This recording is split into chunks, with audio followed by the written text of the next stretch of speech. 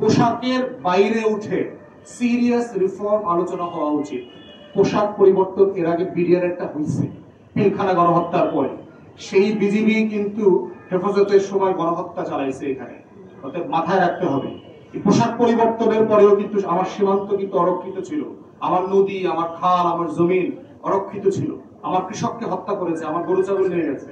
অতএব এটা কাজ করবে না, সিরিয়াস রিফর্ম দরকার। দেখেন, পোশাক তো বহুবার পরিবর্তন হয়েছে বাংলাদেশের পুলিশের, র্যাবের, বিডিআর এর, বিজিবির, সশস্ত্র বাহিনীর। আইসলাম তো পরিবর্তন হয় নাই। গুম, খুন, মানবাধিকার লঙ্ঘন, হাজার হাজার মানুষের গণহত্যা, লাশের মিছিল বানানো, গণকবর দেয়া, যা যা কারণে বাংলাদেশ রাষ্ট্র স্বাধীন হয়েছিল তার প্রত্যেকটা কারণ লঙ্ঘিত হয়েছে আইন শৃঙ্খলা বাহিনীর হাতে গত 16 বছর, গোয়েন্দা সংস্থার সহ। তাই আমরা বোধ করছি যে মৌলিক সংস্কারের প্রস্তাবনা নিয়ে আলোচনা হওয়া দরকার। বাংলাদেশের পুলিশের সংস্কার নিয়ে ইতিমধ্যে আমরা ব্যক্তিগতভাবে বিভিন্ন ফোরামে কথা বলেছি। আমরা বোধ করছি যে পুলিশ সংস্কার কমিশন যে রিপোর্ট দিয়েছেন, তারা স্যাডলি আমাদের কাছে কোনো চিঠিপত্র লেখেন নাই, তারা আমাদের কোনো পরামর্শ চান নাই, ওনারা আমাদেরকে বোধ করেন নাই যে রাজনৈতিক দল আকারে আমাদের কোনো মতামত নেওয়া দরকার ছিল, যেটা খুবই দুঃখজনক। পুলিশের সংস্কারের বিষয়ে মোদ্দা কথা হচ্ছে যে পুলিশকে এক্সিকিউটিভ ইন্টারফেয়ারেন্স থেকে আলাদা করতে হবে। আপনার নির্বাহী হুকুমের মাধ্যমে পুলিশকে যেভাবে মিসইউজ করা হয়েছে এটা বন্ধ করা দরকার। দ্বিতীয়ত হচ্ছে যে পুলিশের একটা জবাবদিহিতার জায়গা তৈরি করা দরকার, যে কারণে আমরা বহুবার বলেছি যে ইন্ডিপেন্ডেন্ট পুলিশ কমপ্লেইন্স কমিশন করতে হবে। বিভিন্ন ইউরোপিয়ান ওয়েস্টার্ন কান্ট্রিগুলোতে আছে।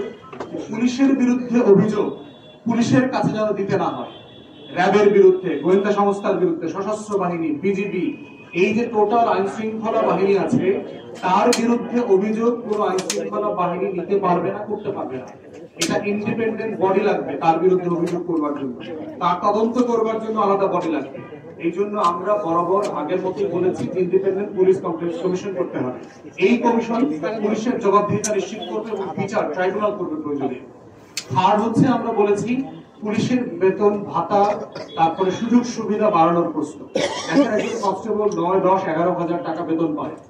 এই মানুষটা কিভাবে 2 জনের 4 জনের সংসার, বাবা মাকে যদি দেখভাল করতে হয়, ওষুধ, চিকিৎসা, ন্যূনতম বেঁচে থাকার যে দায়, এটা সে কিভাবে শোধ করবে? তাহলে রাষ্ট্র এমন একটা ফোর্স তৈরি করেছে, তার এমন একটা বেতন কাঠামো তৈরি করেছে যে কাঠামোটা তাকে আসলে অসৎ জীবনযাপন করতে বাধ্য করছে। অতএব এই সুযোগ সুবিধা বাড়াতে হবে।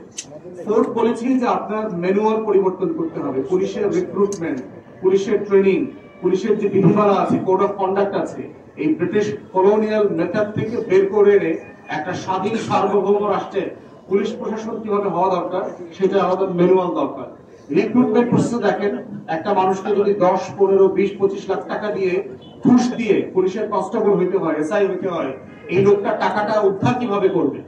আপনারা নয় প্রেসের কার্ড ব্যবহার করে, আপনার মোটরসাইকেল থামায় না, গাড়ি থামায় না, কিন্তু সাধারণ মানুষের তো গাড়ি থামায় ফেলে। থামায়া বলে 2,500 টাকার মামলা দিব না, আপনি 1,000 টাকা দিবেন। মোটরসাইকেলের জন্য 500 টাকা দিবেন না 2,000 টাকার মামলা দিব। সবাই আপনারা দেখবেন যে প্রত্যেক আপনার ট্রাফিকের ভিতরে তাদের আলাদা হচ্ছে রিমান্ড রুম আছে। প্রত্যেকটা একটা ডিবি অফিস কায়েম করছে দেখবেন চৌমাথার মধ্যে মধ্যে। এই ডিবি অফিসে আপনাকে রিমান্ডে নিয়ে যায়, মোটরসাইকেলের ড্রাইভারকে, তারপরে পুলিশের এই অন্যান্য গাড়ির ড্রাইভারদেরকে নিয়ে রিমান্ডে নিয়ে তারপরে বিকাশে নগদে চালাচালি হয়। এই চালান দিয়ে গাড়ি ছাড়া দেয় অথবা গাড়ির লাইসেন্স জব্দ করা হয়। কেন করবে না?